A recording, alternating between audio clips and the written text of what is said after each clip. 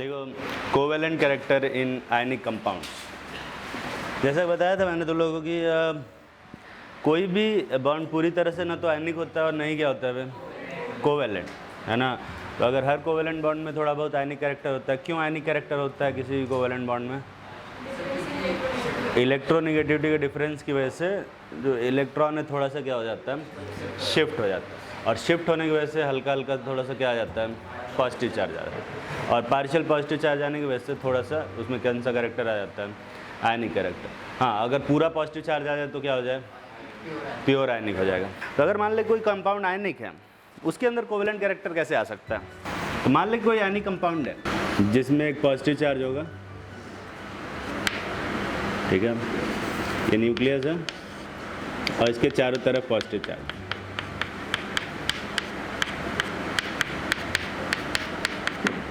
और एक एनायन है। तो कैटायन बड़ा होता है कि एनायन बे?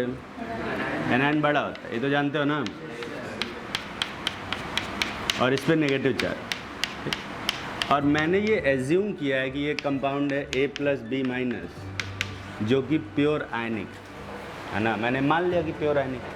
तो आयनिक कंपाउंड के अंदर कोवेलेंट कैरेक्टर कैसे आता है उस पर डिस्कशन कर। तो जैसे ये एक पॉजिटिव चार्ज है, ठीक, और यहाँ पे इलेक्ट्रॉनों का क्लाउड है एनायन, ठीक। तो पॉजिटिव वाला निगेटिव इलेक्ट्रॉनों को अपनी तरफ क्या करेगा, अट्रैक्ट करेगा, समझ में आ रही बात। और ये जो फोर्स ऑफ अट्रैक्शन होता है वो डिस्टेंस के इन्वर्सली प्रोपोर्शनल होता है कि डायरेक्टली प्रोपोर्शनल होता है? स्क्वायर के इन्वर्सली प्रोपोर्शनल, ठीक है। तो डिस्टेंस कम होगा तो फोर्स ऑफ अट्रैक्शन क्या होगा, ज़्यादा लगेगा, और डिस्टेंस ज़्यादा होगा तो फोर्स ऑफ अट्रैक्शन कम लगेगा। तो यहाँ पे क्या होता है, ये जो इस साइड के इलेक्ट्रॉन है वो कैटायन से ज़्यादा पास, और इस साइड के इलेक्ट्रॉन कैटायन से क्या है, दूर है। किस पे ज़्यादा फोर्स लगेगा? पास वाले पे ज़्यादा फोर्स लगेगा और दूर वाले पे कम फोर्स लगेगा। तो कौन ज़्यादा पास आएगा? अरे बोलो, पास वाला ज़्यादा पास है, और दूर वाला पे दूर चला जाएगा। दूर वाला भी आएगा पास लेकिन कम आएगा। अब ये होता है एटम्स क्या होता है, स्फेरिकल होता है, जानते हो ना।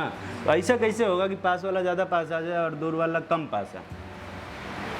ऐसा कैसे पॉसिबल है? ऐसा कैसे पॉसिबल होगा फिर? ऐसे ले आएंगे तो सब तो इक्वली पास आएंगे ना। कैसे, ऐसा कैसे हो पाएगा कि ये पास वाला ज़्यादा पास आएगा और दूर वाला कम पास आएगा? ऐसा सिर्फ एक ही सिचुएशन में हो पाएगा, इसकी स्फेरिसिटी लॉस हो जाए, ये स्फेरिकल नहीं रह जाए। अगर स्फेरिकल रहेगा तो ऐसा पॉसिबल नहीं। तो ये क्या करते हैं, पास वाले को ज़्यादा पास आ जाता और दूर वाला कम पास आता, तो जो शेप होता है वो थोड़ा सा डिस्टॉर्ट हो जाता है।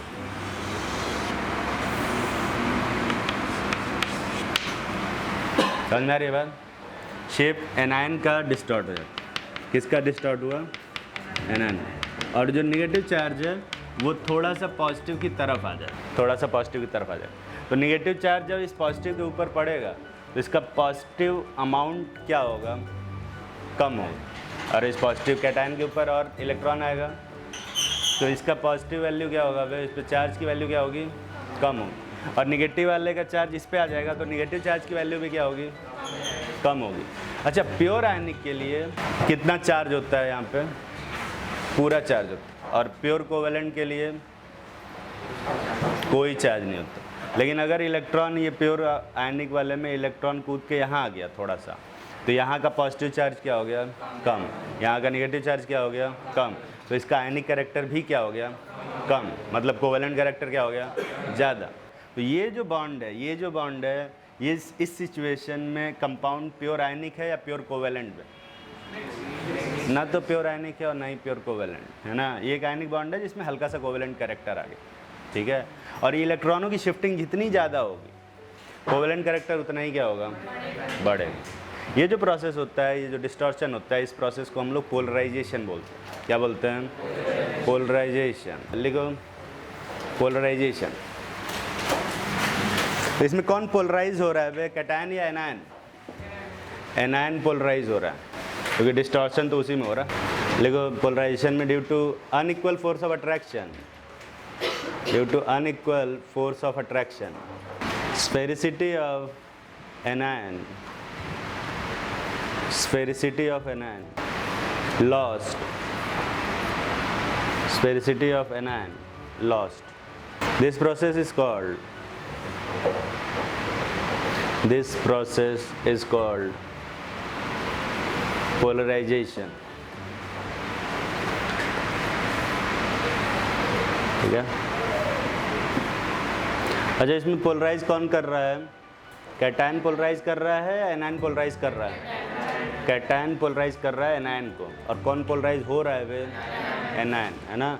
तो कैटायन के पास जो पावर है पोलराइज करने की, इसको हम लोग बोलते हैं पोलराइजिंग पावर, और एनायन के पास जो एबिलिटी है पोलराइज होने की, इसको हम क्या बोलते हैं? पोलराइजेबिलिटी। लिखो, the power of cation to polarize an anion is called polarizing power, and the ability of anion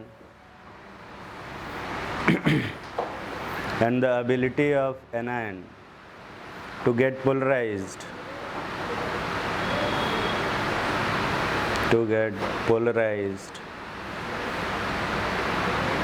is called polarizability. देखो, फजान्स रूल, फजान रूल में स्पेलिंग लिख दो।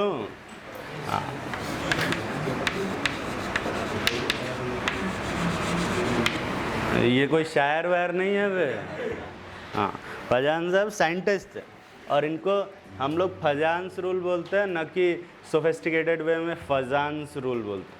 फजान नहीं बोलेंगे, है ना, फजान बोलेंगे, जैसे नॉर्मल देहाती बोलते हैं। कौन सा रूल? फजान रूल, फजान नहीं। जेड रहता है तो फजान बोलते, है ना, जे है तो फजान बोलेंगे, विदाउट एपिग्लॉटिस। लिखो पहला रूल, फजान रूल बहुत ही इंपॉर्टेंट है ना। इससे हर साल एक क्वेश्चन आता है, पता नहीं क्यों आता है, मुझे नहीं पता, बहुत ही आसान है और हर साल क्वेश्चन आता है। ठीक है, शायद इसीलिए आता है क्योंकि बहुत आसान है। तो जितने भी आसान टॉपिक है उससे ढेर सारे क्वेश्चन आते हैं। लिखो फजान रूल में पहला, the covalent character increase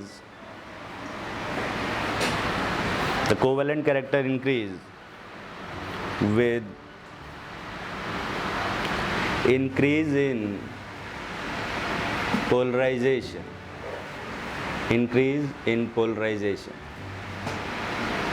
polarisation ज़्यादा होगा, कोवेलेंट कैरेक्टर क्या होगा फिर?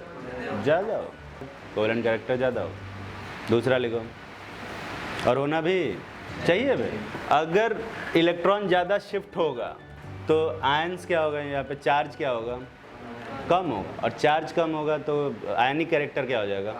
तो कोवेलेंट कैरेक्टर बढ़ जाएगा। समझ में आ रहा है ना सबको? ठीक, अगला लिखो। अच्छा, यहाँ पे अगर मान लो चार्ज डेंसिटी इलेक्ट्रॉन यहाँ कैटायन पे ज़्यादा है, तो तब वो ज़्यादा पोलराइजेशन करेगा, या चार्ज डेंसिटी कम है तब ज़्यादा पोलराइजेशन करेगा? चार्ज डेंसिटी ज़्यादा होगा तब पोलराइजेशन ज़्यादा होगा, या चार्ज डेंसिटी कम होगा तब पोलराइजेशन ज़्यादा होगा? तो अगर चार्ज डेंसिटी ज़्यादा है तो फोर्स ऑफ अट्रैक्शन क्या लगेगा? ज़्यादा, है ना। तो डिस्टॉर्शन भी क्या होगा? ज़्यादा होगा। समझ में आ रही है बात? इसका मतलब कैटायन का पोलराइजिंग पावर किसके डायरेक्टली प्रोपोर्शनल है? चार्ज डेंसिटी के। लिखो, the polarizing power of cation increase with charge density of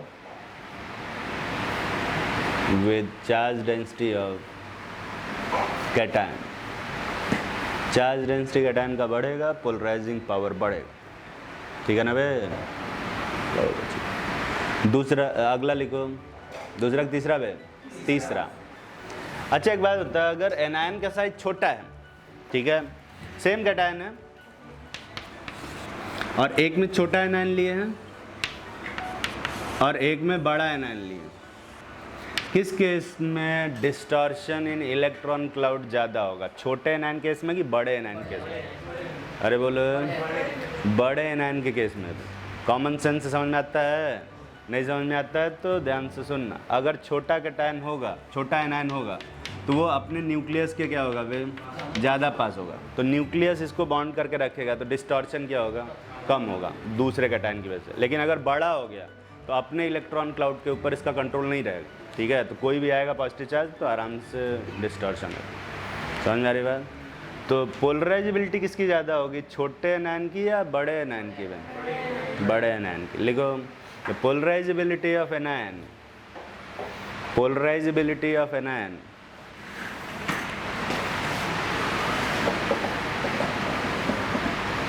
increase with the size, with the size। लिख लिया? और चौथा पॉइंट लिखो, वो बाद में लिखवाएंगे। तो उसमें 3-4 लाइन छोड़ दो और लिखो अपनी श्रद्धा अनुसार 4 या 5 लाइन छोड़ दो और एक छोटा सा क्वेश्चन लिखते हैं। Right the decreasing order of covalent character, right the decreasing order of covalent character in following compounds. ये वे मैं तुम लोग थोड़ी सी हेल्प कर देता हूँ, पहला वाला कर देता हूँ। पहला वाला में देखो, पहले वाले में क्या चीज़ कॉमन है, Cl कॉमन है, एनायन कॉमन है। तो अगर एनायन कॉमन है यहाँ पे, ठीक, तो जो कोवेलेंट कैरेक्टर या आयनिक कैरेक्टर का जो डिटर्मिनेशन होगा वो किससे पता चलेगा, किससे डिटरमाइन होगा भाई, कैटायन से। अब कैटायन में देखो यहाँ Li प्लस है, Na plus, K plus, Rb plus और सीजियम प्लस। किस पे चार्ज ज़्यादा है, चार्ज बराबर, तो चार्ज डेंसिटी भी क्या होगी, बराबर होगी। अब चार्ज डेंसिटी क्या होती है, Q/R, Q/R। तो चार्ज बराबर है पर क्या रेडियस भी बराबर है क्या, तो चार्ज डेंसिटी क्या होगी, अलग अलग होगी। सबसे छोटा इसमें कौन है, लिथियम, तो चार्ज डेंसिटी किसमें सबसे ज़्यादा होगी, फॉलो करना भी सही से। चार्ज रेडियस किसका कम है, लिथियम, चार्ज डेंसिटी किसमें ज़्यादा होगी, लिथियम, सीजियम बोल रहा है, तो चार्ज डेंसिटी लिथियम में ज़्यादा होगी। पोलराइजेशन कहाँ पे ज़्यादा होगा, लिथियम वाले केस में पोलराइजेशन सबसे ज़्यादा होगा, और पोलराइजेशन ज़्यादा होता है तो कोवेलेंट कैरेक्टर क्या होता है, ज़्यादा होता है। तो कोवेलेंट कैरेक्टर किस में सबसे ज़्यादा होगा, लिथियम क्लोराइड, फिर उसके बाद और सबसे कम किस में वे, सीजियम क्लोराइड में। तकलीफ में तो नहीं हो, ये कितने लोगों को नहीं समझ में आया भाई, हाथ उठाओ, फिर से बताएंगे। ये वाला देखते हैं भाई, ये वाला, इसमें देखो क्या चीज़ कॉमन है, कैटायन कॉमन। तो जो कोवेलेंट कैरेक्टर का डिटर्मिनेशन होगा वो किससे डिटरमाइन होगा, एनायन से। अब ये बता, फ्लोराइड, क्लोराइड, ब्रोमाइड, आयोडाइड में सबसे छोटा कौन है, हैं? उसी में लोरीन बोलते हैं, पता ही नहीं चलता है क्लोरीन बोल रहे हैं फ्लोरीन बोल रहे हैं। F की Cl वे, F सबसे छोटा है, तो पोलराइजेशन किस में सबसे ज़्यादा होगा, आयोडाइड में। समझ में आ रहा है? तो कोवेलेंट कैरेक्टर सबसे ज़्यादा किस में होगा, आयोडाइड में। तो Na सबसे ज़्यादा कोवेलेंट होगा, फिर सबसे कम कोवेलेंट कौन होगा, NaF। अच्छा, कभी कभी क्या होता है, आयनिक कैरेक्टर का ऑर्डर पूछ देता है, तो ये ऑर्डर देख के आयनिक कैरेक्टर का भी बता पाओगे, कैसे बे, जस्ट उल्टा कर देंगे, जस्ट उल्टा बे, हमेशा ट्रू है। अगला देखते हैं ये वाला, इसमें क्या कॉमन है, और इसमें तो कुछ कॉमन नहीं है, तब कैसे बताएंगे। तो कॉमन नहीं है तो कैसे बताएंगे, कॉमन सेंस से। तो यहाँ देखेंगे कुछ दो में तो कॉमन होगा कम से कम। ये देख, सीजियम फ्लोराइड और सीजियम क्लोराइड, ये दो हैं, ठीक है ना। तो इन दोनों में एटलीस्ट सीजियम कॉमन है। तो फ्लोराइड और क्लोराइड में F माइनस Cl माइनस में किसका पोलराइजेशन ज़्यादा होगा, Cl माइनस का पोलराइजेशन ज़्यादा होगा। कोवेलेंट कैरेक्टर किस में ज़्यादा होगा बे, अरे बोलो, Cl माइनस में कोवेलेंट कैरेक्टर ज़्यादा। अच्छा, यहाँ पे भी Cl है, यहाँ पे भी Cl है, तो कैटायन क्या है वे, अलग है। CS प्लस बड़ा है कि Rb प्लस बड़ा है, CS प्लस बड़ा है। आगे बैठ के इतना ज़ोर से गलत बोलेगा, कंफ्यूज करने के लिए बैठे हुए हैं। ज़रा फर्स्ट ग्रुप का एलिमेंट्स का नाम पढ़ो जल्दी जल्दी। यहाँ देखते हैं इस वाले में, यहाँ पे क्या चीज़ कॉमन है बे? Cl माइनस कॉमन है। यहाँ पे देख Na पे 1 प्लस है, कैल्शियम पे 2 प्लस, एल्यूमिनियम पे 3 प्लस, सिलिकॉन पे और फास्फोरस पे 5 प्लस। आगे जाने से चार्ज क्या हो रहा है? बढ़ रहा है। चार्ज डेंसिटी क्या होगी? बढ़ेगी। पोलराइजिंग पावर क्या होगा बे? बढ़ेगा। पोलराइजेशन क्या होगा? बहुत बढ़ेगा। ठीक है, तो कोवेलेंट कैरेक्टर क्या होगा? बढ़ेगा। सबसे ज़्यादा कोवेलेंट कैरेक्टर किसमें है? और इसीलिए NaCl आयनिक होता है। ठीक है, और SiCl4 कोवेलेंट होता है, PCl5 कोवेलेंट होता है। तकलीफ में हो? KCl CaO और LNN SiC, ये KCl जानते हो क्या होता है? Potassium chloride. CaO क्या होता है? ALN का नाम बता सकते हो? Aluminium nitride. और SiC का वे सिलिकॉन कार्बाइड, है ना। सिलिकॉन कार्बाइड बहुत ही हार्ड मटेरियल होता है ना, बहुत ही हार्ड मटेरियल होता है। और इसको हम हार्डेस्ट मटेरियल ऑन अर्थ बोलते हैं आफ्टर डायमंड। डायमंड के बाद अगर कोई सबसे हार्डेस्ट मटेरियल है तो सिलिकॉन कार्बाइड होता है। ठीक है, क्यों होता है इसके बारे में आगे पढ़ेंगे हम लोग सॉलिड स्टेट में, जब ये पढ़ेंगे कि डायमंड क्यों हार्ड होता है। डायमंड क्यों हार्ड होता है पता है?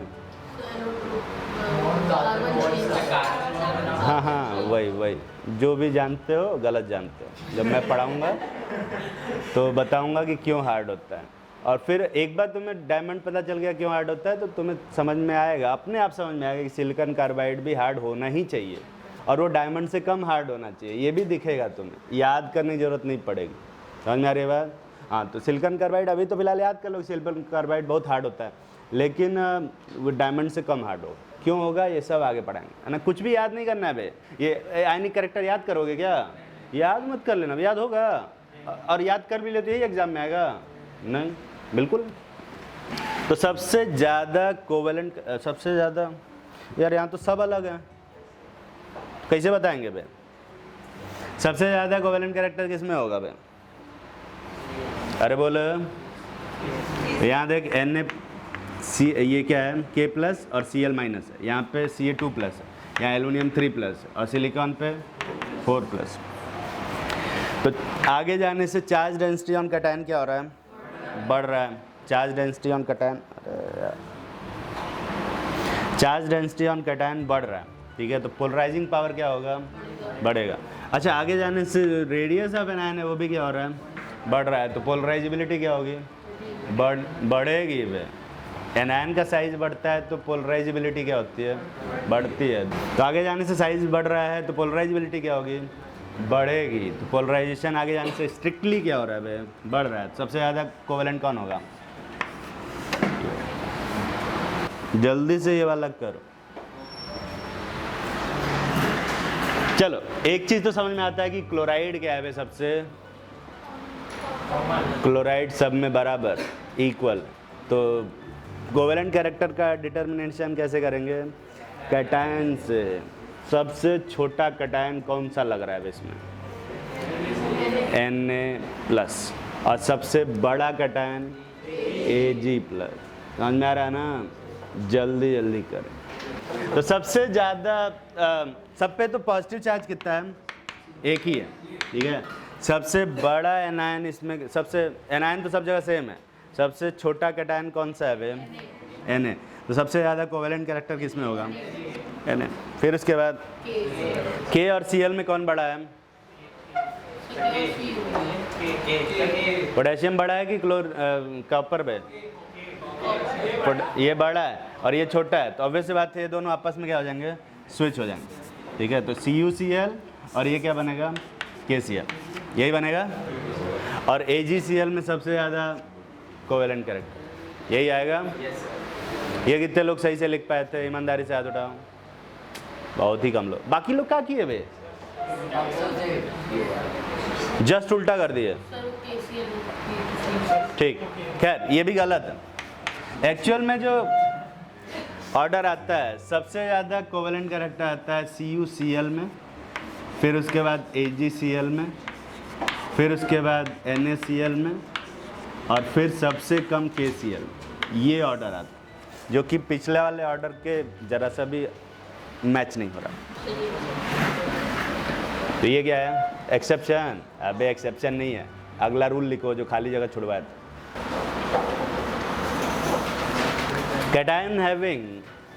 cations having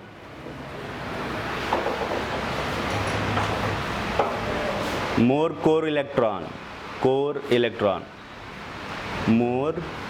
core, 2 बार लिखना, electrons have more polarizing power, cation, ऐसा कैटायन जिसके अंदर कोर इलेक्ट्रॉन ज़्यादा है। ठीक है, कोर इलेक्ट्रॉन क्या होते हैं भाई? जस्ट अंदर के इलेक्ट्रॉन। जैसे सोडियम में इलेक्ट्रॉनिक कन्फिग्रेशन करेंगे, सोडियम का इलेक्ट्रॉनिक कन्फिग्रेशन करेंगे, तो पोटेशियम का इलेक्ट्रॉनिक कन्फिग्रेशन करेंगे तो क्या आएगा? 2 8 8 8 1 नहीं बे 8, और ये क्या आएगा? 2 8 बस। Ag का करेंगे तो क्या आएगा? 2 8 18 18, ठीक से करना। और इसका करेंगे तो क्या आएगा? 2 8 18, यही आएगा। तो इस रूल के हिसाब से कोर इलेक्ट्रॉन अगर ज़्यादा होगा तो पोलराइजिंग पावर क्या होगा? ज़्यादा होगा। तो कॉपर और सिल्वर में कोर इलेक्ट्रॉन कितना है? 18। और सोडियम पोटेशियम में कोर इलेक्ट्रॉन कितना है? 8। किसका पोलराइजिंग पावर ज़्यादा होगा बे? कॉपर और सिल्वर का सोडियम पोटेशियम से ज़्यादा हो। समझ में आ रही है बात? खैर, कॉपर और सिल्वर दोनों में 18 18 हो गया। तो अभी क्या करेंगे? अब किस में पोलराइजिंग पावर ज़्यादा होगा? अब साइज से कंपेयर करेंगे। तो कॉपर और सिल्वर में किसका साइज़ बड़ा है? सिल्वर का साइज़ बड़ा है, पता है ना बे? हाँ, तो कॉपर सिल्वर में किसका पोलराइजिंग पावर ज़्यादा होगा? कॉपर का। तो किसके अंदर कोवेलेंट कैरेक्टर ज़्यादा होगा? Cu का। तकलीफ में तो नहीं हो? कितने लोगों को नहीं समझ में आ रहा है? हाथ उठाओ, फिर से बताएंगे बे।